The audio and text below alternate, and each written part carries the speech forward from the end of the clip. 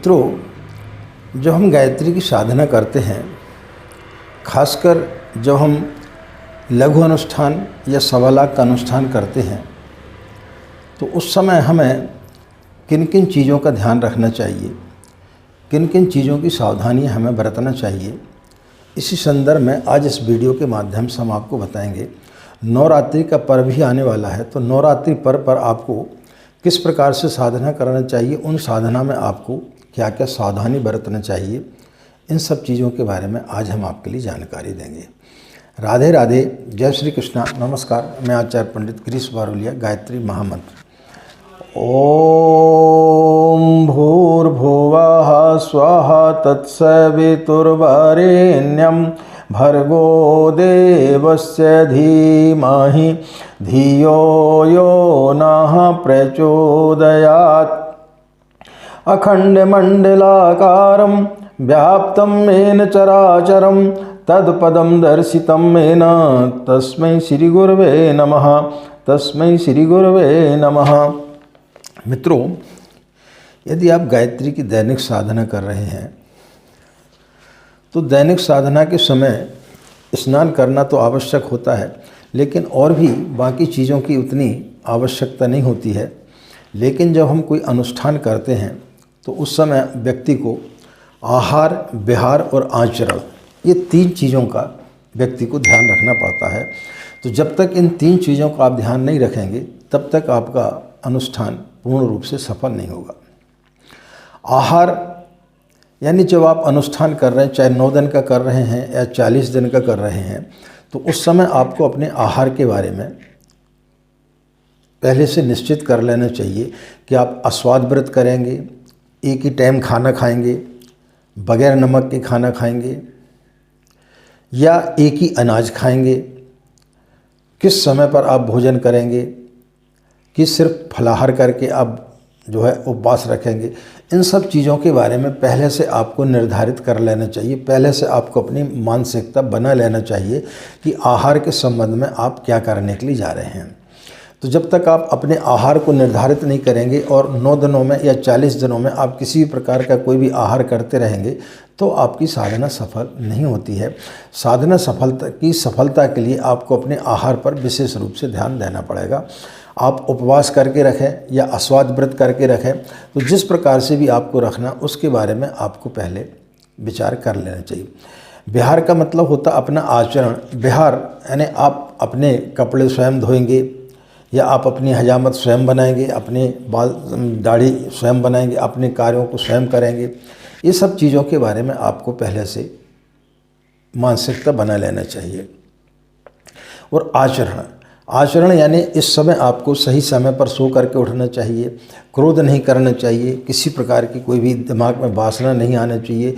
स्त्रियों के प्रति आपको सम्मान की दृष्टि से रहना चाहिए, स्त्रियों का सम्मान करना चाहिए, किसी से लड़ाई झगड़ा नहीं करना चाहिए, छल कपट नहीं करना चाहिए, झूठ नहीं बोलना चाहिए, भूमि सहन करना चाहिए। ये सारी चीज़ें आपके आचरण में आती। तो इन तीन चीज़ों का जो है आपको विशेष रूप से ध्यान गायत्री अनुष्ठान के समय करना पड़ता है।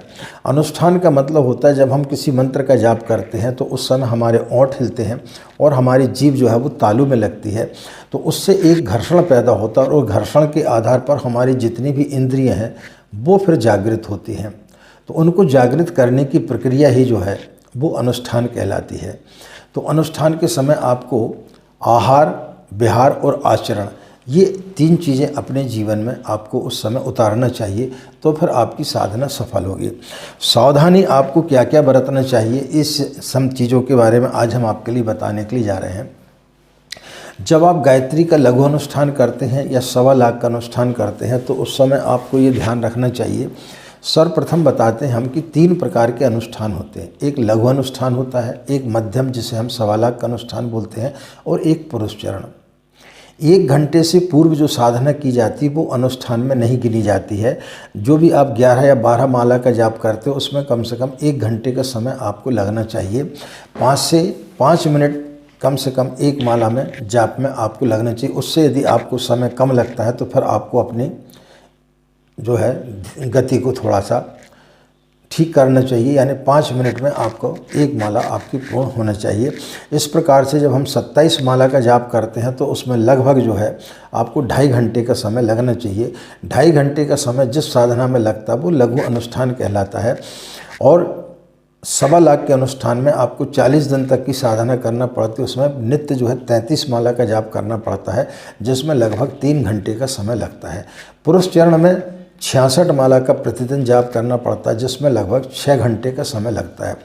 तो यदि आप अनुष्ठान कर रहे हैं तो 1 घंटे से ऊपर और 6 घंटे के बाद में आपको साधना नहीं करनी चाहिए, यानी 6 घंटे से ज़्यादा व्यक्ति को गायत्री की साधना नहीं करना चाहिए। वो फिर जो है अनुष्ठानों के अंदर नहीं आती है। दैनिक साधना में आप आधा घंटे 15 मिनट जितनी भी देर आप करना चाहते उतनी साधना आप कर सकते हैं। दैनिक साधना में किसी प्रकार का कोई प्रतिबंध नहीं होता है। जब आप अनुष्ठान करने के लिए जा रहे हैं तो आपके लिए सबसे पहले एक समय निर्धारित करना चाहिए। ब्रह्म मुहूर्त का समय सबसे ज़्यादा उपयुक्त होता है। ब्रह्म मुहूर्त के समय में उठ करके आपको गायत्री का अनुष्ठान प्रारंभ करना चाहिए। ब्रह्म मुहूर्त में आपको सो करके उठना चाहिए और स्नान आदि करके भी आपको जो है पूजा स्थली पर बैठना चाहिए। बगैर स्नान किए आपको पूजा स्थली पर नहीं बैठना चाहिए। यदि ज़्यादा ठंड इत्यादि का समय है तो आपको गीले कपड़े से अपने हाथ पैर साफ कर लेना चाहिए और कोरे वस्त्र पहन करके आपको पूजा स्थली पर बैठना चाहिए। गंदे वस्त्र पहन करके आपको पूजा स्थली पर नहीं बैठना चाहिए। साधना आपको एकांत जगह में, खुली जगह पर करना चाहिए, जहाँ किसी प्रकार का कोई भी व्यवधान ना आता हो। ऐसी जगह पर आपको साधना करना चाहिए। धुले हुए वस्त्र आपको पहनना चाहिए। इसके पश्चात में पालती मार करके आपको सुखासन में बैठना चाहिए। दूसरी आसन में यदि आप बैठेंगे तो ज़्यादा देर तक आप नहीं बैठ पाएंगे, उससे आपको फिर जो है तकलीफ होगी, बैठे रहने में आपको ज़्यादा कष्ट होगा। रीढ़ की हड्डी को इस प्रकार से सीधा करके बैठना चाहिए। जब भी व्यक्ति गायत्री मंत्र का जाप करता है उसकी कमर सीधी होनी चाहिए, रीढ़ की हड्डी सीधी होनी चाहिए और उसके पश्चात उसको जो है साधना करना चाहिए। आड़े तिरछे होकर के, टेढ़े मेढ़े होकर के नहीं बैठना चाहिए। ज़मीन में आपको आसन बिछा करके ही आपको साधना करना चाहिए। अकेली ऐसी कोरी ज़मीन पर आपको बैठ करके साधना नहीं करना चाहिए। सूती आसनों में आपको बैठना चाहिए। कुश या ऊन की आसन पर बैठकर साधना करने से ज़्यादा शुभ होता है। तुलसी की माला या सफ़ेद चंदन की माला से आपको गायत्री मंत्र का जाप करना चाहिए। रुद्राक्ष की माला या लाल चंदन इत्यादि की माला या शंख मोती की माला का उपयोग नहीं करना चाहिए। यह गायत्री की तांत्रिक साधनाओं में प्रयोग किया जाता है। प्रातःकाल आपको ब्रह्म मुहूर्त में सो करके उठना चाहिए। 2 बार में आप अपना जो है जप पूरा कर सकते हैं, प्रातःकाल और सायंकाल।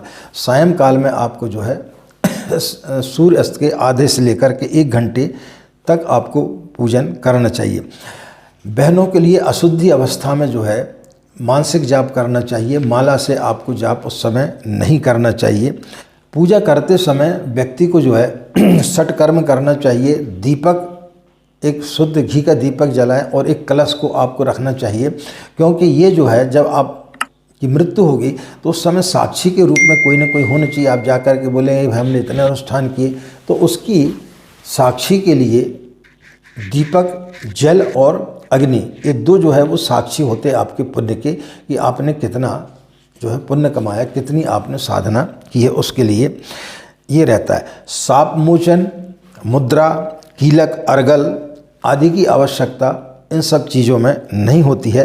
ये तांत्रिक साधनाओं में होती है या पुरुष चरण की जब हम साधना करते हैं उस समय साप विमोचन, कीलक, अर्गल या कवच इत्यादि की आवश्यकता पड़ती है। दैनिक साधना में या लघु अनुष्ठान या 1.25 लाख के अनुष्ठान में इन सब चीज़ों की आवश्यकता नहीं पड़ती है। 24,000 का लघु अनुष्ठान कहलाता है, 1.25 लाख का मध्यम अनुष्ठान कहलाता है और 24 लाख का जो मंत्र जाप का जो है वो पुरस्चरण कहलाता है। यज्ञोपवीत धारण किए हुए हैं, ठीक है। यदि यज्ञोपवीत धारण नहीं की है तब भी ऐसी कोई प्रतिबंध नहीं है, आप गायत्री की साधना कर सकते हैं। रात्रि में गायत्री की साधना नहीं करना चाहिए। रात्रि में आप गायत्री की मानसिक साधना कर सकते हैं। किसी दिन साधना में कुछ माला आपकी कम रह जाती हैं तो दूसरे दिन उसको पूरा करना चाहिए और 1 माला अतिरिक्त प्रायश्चित स्वरूप आपको जप लेना चाहिए। जन्म या मृत्यु के समय सूदक लगने पर जो है उस समय आपको अपनी साधना को स्थगित कर देना चाहिए। यदि आप 1.25 लाख का अनुष्ठान कर रहे हैं और आपके घर में सूदक लग गई, कोई बच्चे का जन्म हो गया या किसी व्यक्ति की मृत्यु हो गई, तो उतने दिन तक आपको जो है अपनी साधना को बंद रखना चाहिए और फिर बाकी दिन आगे बढ़ा करके और प्रतिदिन जो है 1 माला प्रायश्चित स्वरूप आपको अतिरिक्त माला का जाप करके फिर जाप प्रारंभ करना चाहिए। मांस मदिरा आदि का सेवन इस समय नहीं करना चाहिए। तेल से बनी हुई गरिष्ठ चीज़ें नहीं खाना चाहिए। ब्रह्मचर्य व्रत का पालन करना चाहिए। यह एक आवश्यक नियम होता है। तखत इत्यादि पर या भूमि शयन आपको इस समय करना चाहिए। चमड़े से बनी हुई चीज़ों का इस्तेमाल नहीं करना चाहिए, जैसे जूते हैं, बेल्ट है या आपका पर्स है, तो चमड़े से बनी हुई चीज़ों का आपको उपयोग नहीं करना चाहिए साधना काल में, जब आप लघु अनुष्ठान या 1.25 लाख का अनुष्ठान कर रहे हैं। तब जब आप साधना करते हैं और जब माला से आप मंत्र का जाप करते हैं तो उसका जो सुमेरु है उसका उल्लंघन नहीं होना चाहिए।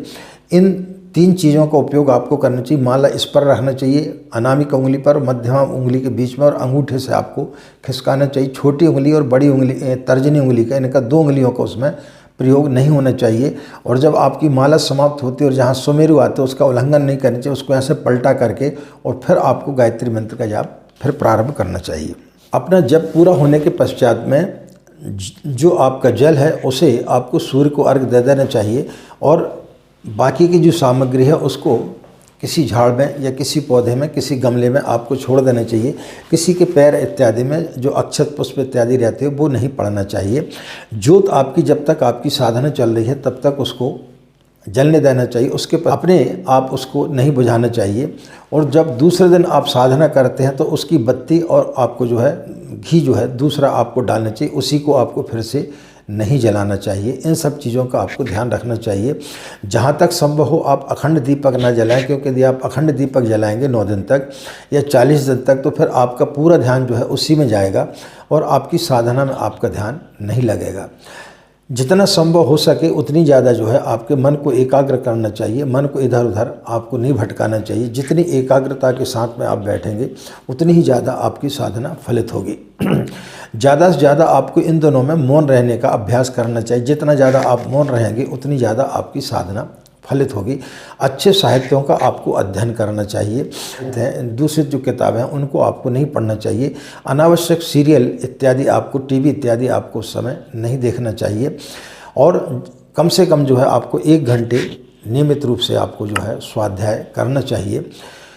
लोगों को जो है आपको गायत्री मंत्र के बारे में बताना चाहिए। लोगों को इसके बारे में आपको जागरूक करना चाहिए। ये सब काम यदि आप करेंगे, इन सब चीज़ों के यदि आप ध्यान रखेंगे तो फिर निश्चित रूप से आपकी गायत्री साधना सफल होगी।